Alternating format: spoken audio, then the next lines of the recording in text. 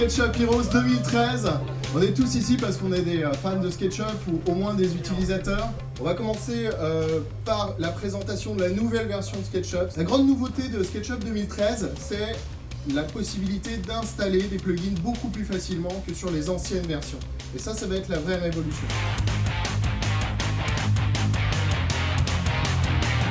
D'abord, qui est ADBO? C'est nous.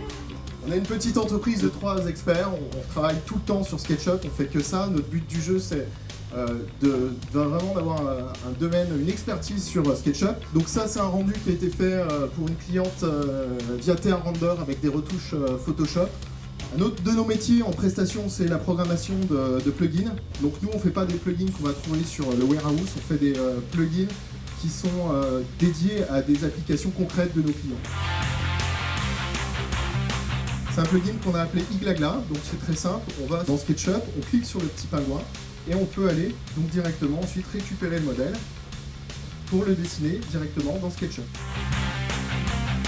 Les grandes nouveautés là, de la version professionnelle, déjà, le plus important, ils ont tout réécrit plus ou moins le code pour que ce soit plus stable, que ça gère des fichiers un peu plus lourds. La plus grosse nouveauté, ça reste quand même l'extension Warehouse, ce qui permet d'installer des plugins très facilement. Layout 2013, il a un peu plus évolué, enfin il y a plus de petites modifications de SketchUp. Je vais vous montrer un petit peu les trucs qui sont nouveaux.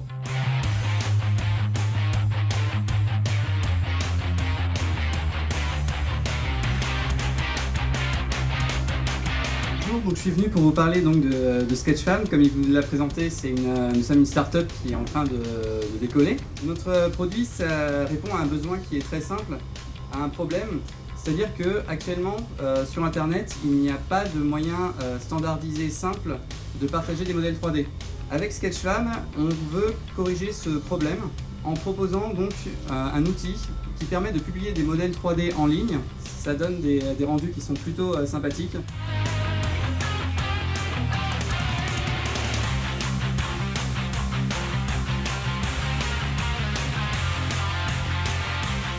Je vais vous présenter Renderin. Renderin, c'est une solution de rendu. On voit qu'il y a beaucoup de solutions de rendu pour SketchUp. Il y en a énormément. Comment faire pour éventuellement proposer une solution aussi simple qu'Artentis, mais dans SketchUp. Donc comme vous pouvez le voir, on est entièrement intégré dans le logiciel.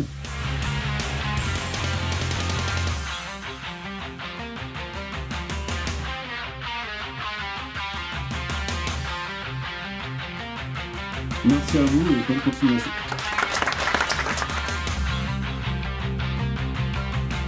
L'énergie, comme l'année dernière, on y va, on est à fond, on est ravis d'être là. Je vais vous faire une présentation, non pas directement sur le scanning laser, mais sur sa liaison avec SketchUp. Ce qu'on va pouvoir faire à partir d'acquisition de la réalité pour aller jusqu'au modèle.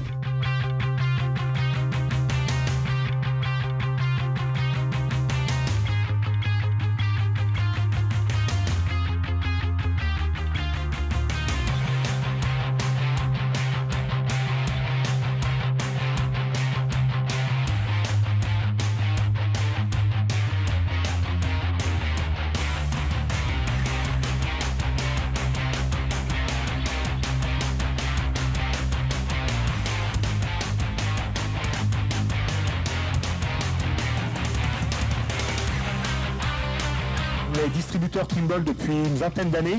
On est spécialisé dans les applications SIG, Système d'Information Géographique. Et ce qui nous a conduit, il y a un peu plus d'1 an, à distribuer en France la solution Getwing, qui est une société à 100% Trimble. C'est une solution de drone pour réaliser des orthophotos et des modèles numériques de surface.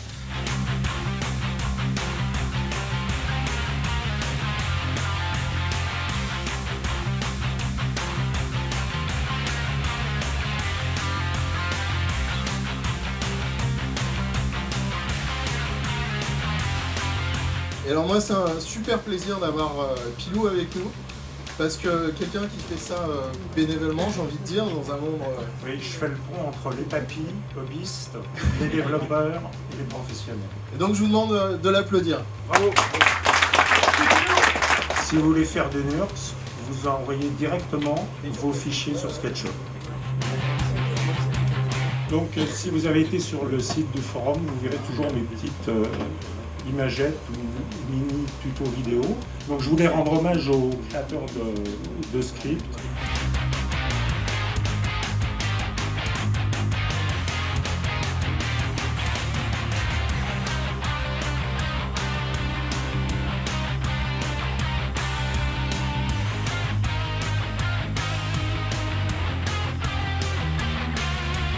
Je vais vous parler de l'impression 3D et de SketchUp et comment on va de l'un à l'autre. Votre modèle solide, il faut l'exporter en STL vers un logiciel qu'on appelle un slicer, en anglais un trancheur. Pour chaque millimètre d'épaisseur de fabrication, on va calculer la trajectoire de l'objet.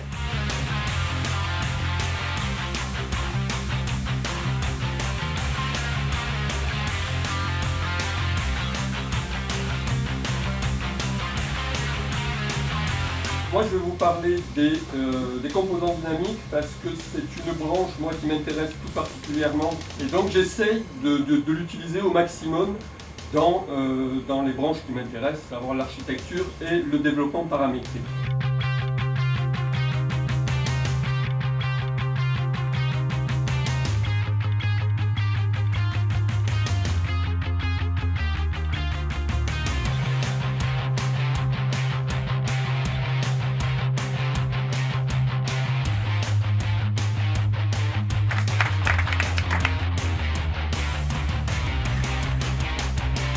Je vais vous parler de la réalité augmentée. Donc en désespoir de cause, comme j'étais sur Sketchucation, j'ai posé un post. Et là, il y a l'irremplaçable Pilou qui m'a dit mais ça existe. Il y a une boîte qui s'appelle Inglobe Technology et qui fait un plugin qui s'appelle donc Armedia. Donc c'est ce que je voulais vous montrer et qu'on développe déjà depuis pas mal d'années.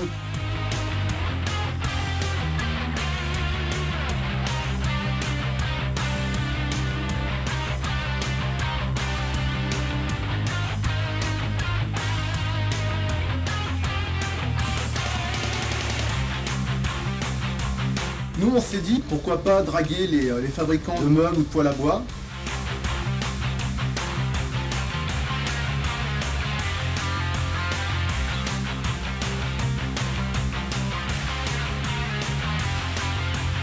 On transforme le point escapé en point AR et c'est directement exploitable. On vous remercie beaucoup d'être venus, aussi nombreux.